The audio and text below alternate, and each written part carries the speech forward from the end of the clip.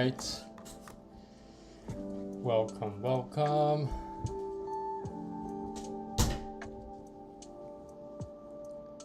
Hopefully everyone's having a great night so far.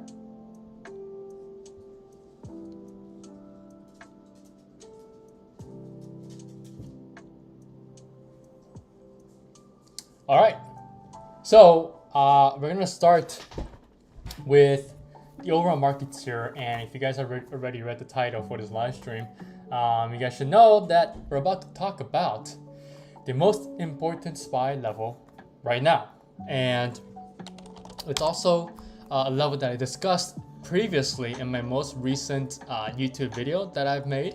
So we're gonna take a look on my YouTube channel, but obviously you guys are watching the live stream right now, so I'll just leave the link in the live chat, which I can hopefully get here. Okay, there you go. Let me get the link here. Okay, so hey, yo, what's up? Here's the video here.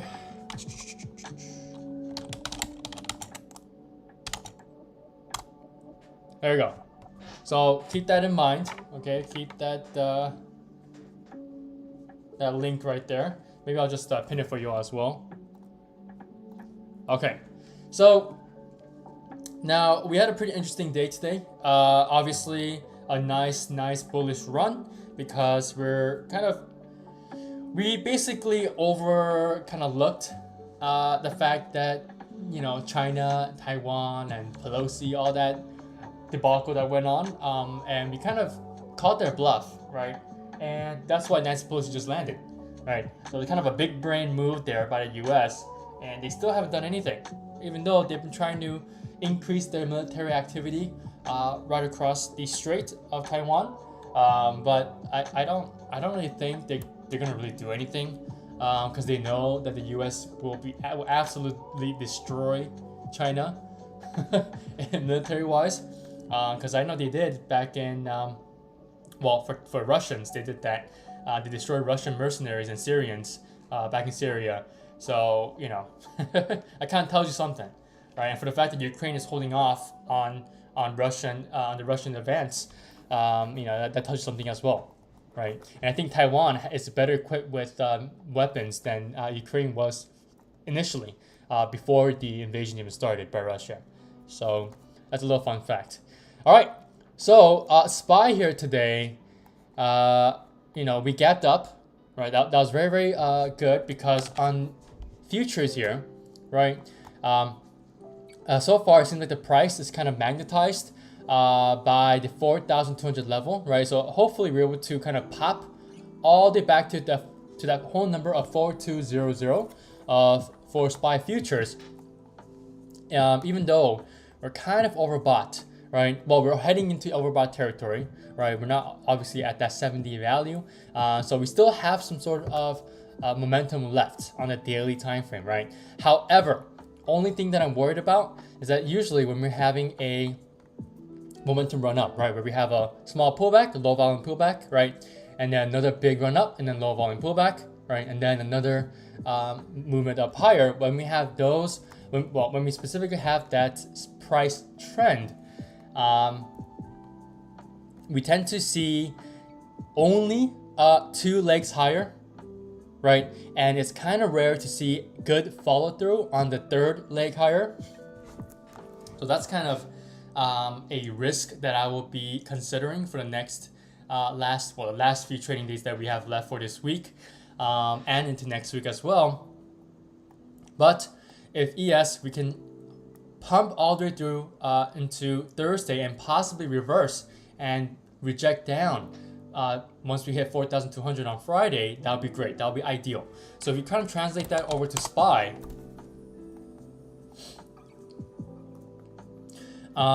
you know, we hit a very critical level already on SPY, which is the 415.70 level. If you guys take a look on the high of the day today, right, we're sitting at 415.68. So only 2 more cents and we could have hit that 415.70 on the dot, right? So this level, right, is very, very, very important, all right? So it's going to determine whether or not we can confirm this uptrend if we decide to break above 415.70, hold above 416, and then use 416 as a new level to catapult us back to 420. Okay, so remember those levels, all right? And this critical one specific level of 415.70, or if you guys just want to use a whole number, 416 is the most important level currently, right, on your current charts. So make sure you guys have this level on your charts, and make sure you guys take a look at the YouTube video on me explaining these two significant levels that I have for you all, and the kind of the reasoning behind why I'm looking at these two significant levels. Okay, so if you guys have any questions, please ask away as usual.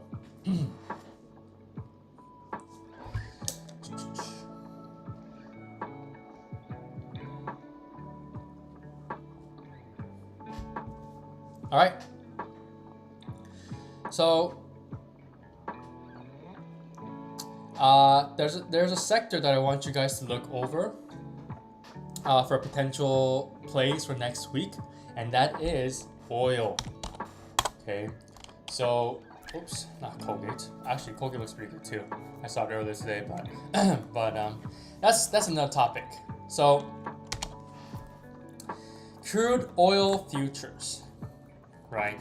So crude oil, okay, right now it's bouncing since the futures right now are kind of slowing down, and we kind of opened up around the close of today for futures, so it's slightly negative, but not too big, which is the reason why crude oil futures is kind of positive since it's a commodity, right? There tends to be inverse price action, but so far, after crude oil failed to break out of this descending channel, and we rejected pretty hard, and we weren't able to hold above 100. We've been heading downward ever since, right? And on the daily time frame, we have lost the 200 SMA. This is huge, right? But here's the thing. Right now, we are seeing a solid area of support, okay, around 90.50. And 90.50 was a previous level that was used as support in the past, back in February of this year. And it was used as a pivot point when we first breached the 200 SMA, right? So what does this mean for the short-term future of crude oil, right? So first of all, potential double bottom, right? The left bottom is here and the right bottom is currently forming, okay? Which would also indicate that the equity markets can also move lower if a major commodity like oil starts to move up, right? And if you take a look on the weekly time frame, so if you take a look on the longer time frames, we are right back down to the weekly 50 SMA. Okay, and if you have a big pop in the equity markets, right, we would expect us to see, all right, a big pop below the 50 SMA, and then a quick snap back to the 50 SMA. And if you're wondering where I'm looking at that, okay, hey Dion, what's up? Hello, right? If you take a look at right here, right back in 2021, right, crude oil reached the 50 SMA again, kind of shot below it, right? It had a nice impulsive move lower, and then snapped right back into the 50 SMA again, and then bounced after that, the next week after. So I expect some type of an action like this on the same 50 SMA on the weekly time frame, right? And it's fortunate enough as well that the price is also aligning and coinciding with this 50 SMA on the weekly time frame, right? So this 90.50 level is seriously a good level that you guys should be looking at for crude oil, right? And for the fact that in the weekly time frame, we are still staying on top of the 50 SMA, right? So the short term, we can see a good, very, very good bounce on oil, which could mean that equity markets can move back down. All right, so watch out for that, right? So if you go back on the daily time frame, seems like we're moving slightly higher here on crude oil futures. So we want to be looking at major oil names like, let's say, if you just want to look at the overall sector, right? XLE, right? This is fine. And thank God I did not try to play XLE today, since I was kind of itching to see whether or not we can bounce at 76, right? But the only reason why I was looking to play this was that I was kind of underestimating the strength the markets had today after that gap up open. I thought it would fill in the gap, right? So the 76 level, I was looking at it, but I did not choose to play it, thankfully. And we broke right through it and we came right back down, smacked right back down with good selling volume as well. Okay, so we had more than average volume here at 28 million. And the average volume obviously for daily is right here on the left side. It says 25 million, right? So 3 million more plus. And I expect us to move lower again, back into the 72-ish area for XLE. Hey, Adriana, what's up? Okay, so watch out for XLE. Watch out for any other big oil names like XOM, Fame. Okay, but all these names, right? They had record profits, right? But the earnings reaction was kind of stale, is what I would say, right? It's very tame and stale, or timid. That might be a better word there. And the reason why is that the price action so far has been basically pricing in for the fact that we're going to see record profits for certain quarters or a certain quarter for oil companies. And we got that, right? We're seeing record profits throughout the entire industry and individual companies. And this even gives you more of a confirmation that the stock market usually and always usually, okay, moves on the future perception on what the company is going to do, right? So this entire industry was moving up higher and higher and higher ever since we broke out of really long basis back in 2021, okay, and also in 2022, and it was just pricing in the fact that these companies will have those record profits. Right, so that's the reason why we're seeing a negative reaction now, and we haven't moved much since earnings days for most of these names, right? XOM, right? Oxy, I think Oxy had earnings, yeah. So Oxy's moving down now, right? After earnings, it didn't move much, right? So this is clear evidence that the market prices in future perceptions on what the companies are going to do, right? And what they're going to report for their earnings. Does that make sense, everyone? All right, just a quick lesson there.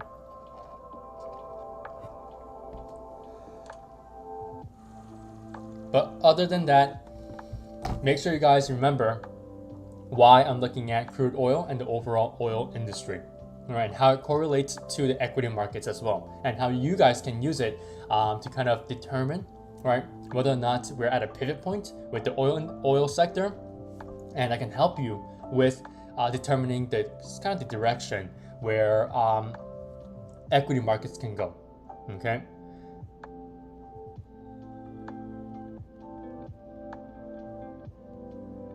Everyone understand that, everyone here. Hey, thank you guys for 5 likes. Awesome. Hey, you're welcome. Thank you for this info, bro. Yeah. You're welcome. All right, so that's kind of it.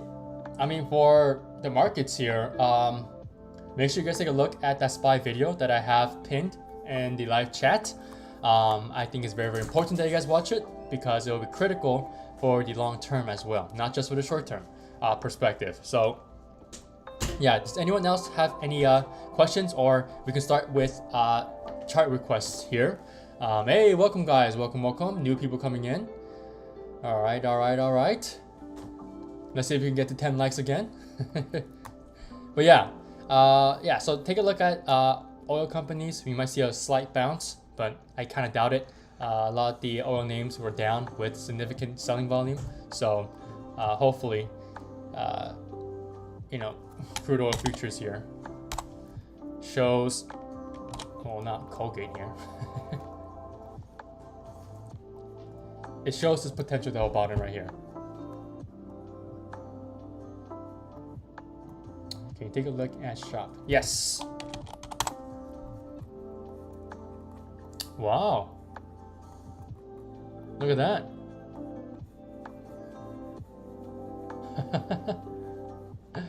Oh. So before I take a look at this on the daily time frame. Okay, so on the weekly time frame here, right? So what we're looking at here is a typical curling, okay, of the price action, and this tends to happen when we're in a huge downtrend like this, right?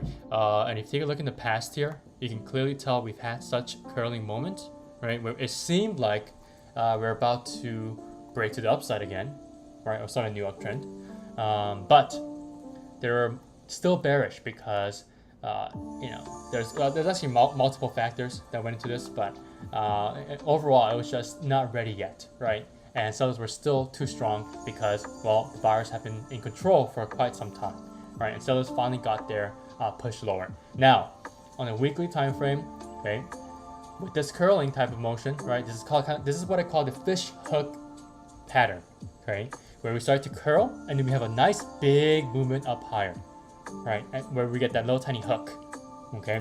So next week or even this week, I expect SHOP to revisit the weekly 21 SMA and possibly have a little tiny pop above it, come back down and reject below the 21 SMA, since that is going to be our first ever retest of the 21 SMA ever since December 6th of 2021. So this week of December, right? This candlestick for this weekly time frame, right? So for Shopify here, I would say there's gonna be a lot of resistance once we head to around 43.50. Okay, that could also be a weekly price target for Shop for this week. And if you go back to the daily time frame now with that information, all right, Shopify was a name on the CFO Swing Watch. Okay, and this is absolutely amazing that we were able to break above the 41 resistance level. Right, and we're holding above it as well. How do I know this? Because, well, we broke out of it and we closed above it for the first time. Right, if you take a look in the past here, all these candlesticks ever since we started this base, we were never able to close above the 41 resistance level. Right, so this is a very significant resistance level for this macro base that we are forming, this accumulation base, right? And the stock split helped even more because I'm sure and I'm betting that a lot more investors were able to come into this name and buy the stock for cheap after the stock split, right? It was a 20-for-1 stock split right here. Or, excuse me, not 20-for-1, 10-for-1. I think 20-for-1 was Google. I like this breakout, very technical and textbook breakout. Why? Because as we headed into the 41 resistance, guess what the volume was doing? It was stair-stepping higher. Right, we're seeing an increase in volume as we headed into a huge major level of resistance, right? So, you know, with this increase in volume after the break, this gives me more confidence that we can head to that 43.50 level or 44 level and then reject off of it, right? And if you guys remember on the weekly time frame, that's exactly where the 21 SMA is at currently, right? It's at $44.11. All right, Adriana. So hopefully that's a very in-depth technical analysis there for you, and hopefully you can use that to your advantage tomorrow if you want to day trade it. So if you want to have a bounce play on this one, okay, look for a revisit of 40.65 or around 40.70, anywhere around there, okay. But at the very least, I want to see a retest of 40.65 is what I would say, or 40.70 if you want a whole number, okay. And if you see a bounce there, you can long it. And you can possibly ride it all the way to 43.50 or at least $43. All right, so that'll be a nice day trade. Okay, Adriana. Hey, thank you. Of course. No, thank you for giving me a chart to look at. And I'm back here. I'm glad that you're back to these live streams.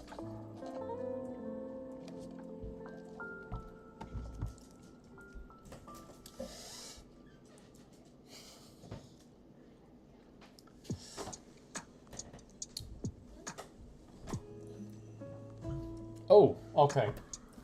UPST. Thank you. Yeah, so this one's kind of interesting, right? So it kind of failed to break above this falling wedge, right? This really macro falling wedge, and it hit new all-time lows. right? So this one has been having a lot of gaps lately, like way too many. Okay, and for the fact that they've released preliminary earnings, that kind of gives you a good sense what the company's trying to do, right? They're trying to soften its landing on the actual earnings day next week, right? So we know that their earnings are going to be bad, but we just don't know exactly, right, the full extent of how bad their earnings will be, because I don't think they've told us the guidance yet for Upstart, right? So it all depends on what the CEO, the CFO says as well, both of those two people, okay, during the earnings call. But for UPST, so far, nice short squeeze, right? We're seeing really good amount of volume coming in, right? There's a lot of call flow going to this as well, okay? I was actually watching a specific contract for UPST, but it ran way too much, right? I could have gone in yesterday, but I didn't, right? I could have gone today, but I didn't, right? So too bad for me. But for UPST here, I would say it can come back down to retest this 21 SMA, right? So I wouldn't say it would, I would expect to come all the way back down. I just want to see another green candlestick that's kind of not too bullish, so that we can kind of consolidate here for a little bit and then move up higher, right? Because I don't want a big movement back to retest the 50 SMA, because we're going to have an immediate rejection. If I want to see a nice long-term movement higher, okay, I want us to see a good, slight pullback, a little bit of a pullback, allowing more buyers to come in, and then a big move higher. Okay, another big breakout or leg higher. Does that make sense?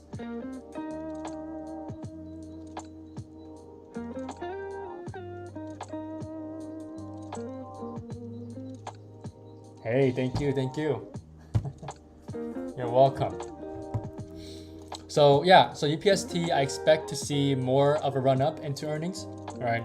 But yeah, that's kind of it for UPST. I would say if you want to entry tomorrow, maybe 28, okay, a little tiny pullback to 28 and then a bounce. That would be very ideal, to be honest, like very ideal. Right, if I take a look at the 2-hour time frame, right, even though, yeah, that's what I thought. Yeah, RSI is a little bit overbought, so 28, yeah, 28 will be a nice level here. Okay, or even 28.50 or 28.60 actually. Yeah, 28.60 will be a nice level to get in for UPST. Right, and we can start forming a flag.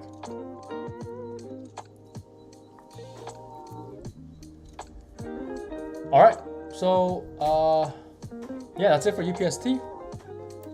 Does anyone else have any tickers that they want me to go over for you all?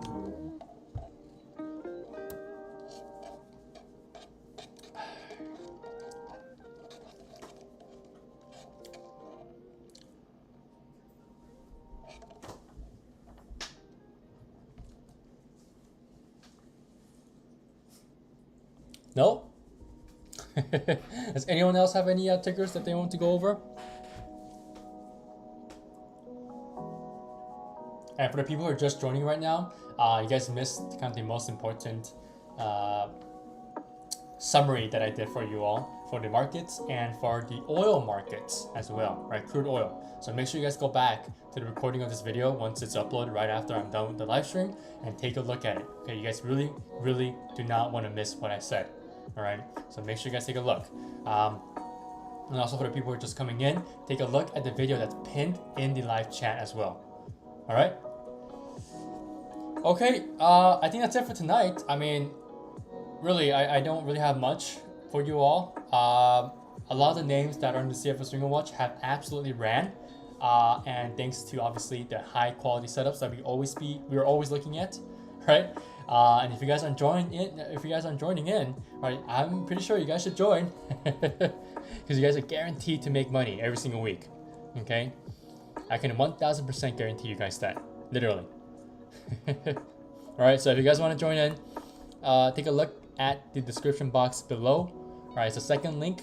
All right, well, yeah, it's a second link, and there are 2 discount codes available for 50% off. Right, for tiers 3 and tiers 4. All right, so tiers 3 and 4 have specific discount codes for 50% off. All right, one has a mentorship and one does not have a mentorship. Okay, so take a look at that, and yeah, that's it for tonight. It's a very quick live stream here. I don't want to there's not much to talk about. All right, so thank you guys for joining. All right, see you guys tomorrow as well at 8:30 p.m. Eastern Standard Time, 8:30 p.m. Pacific Standard Time, and 11:30 p.m. Eastern Standard Time. All right, have a great rest of your night. Good luck trading tomorrow, and remember, work hard and trade smart. Thank you guys for joining, and thank you guys for listening.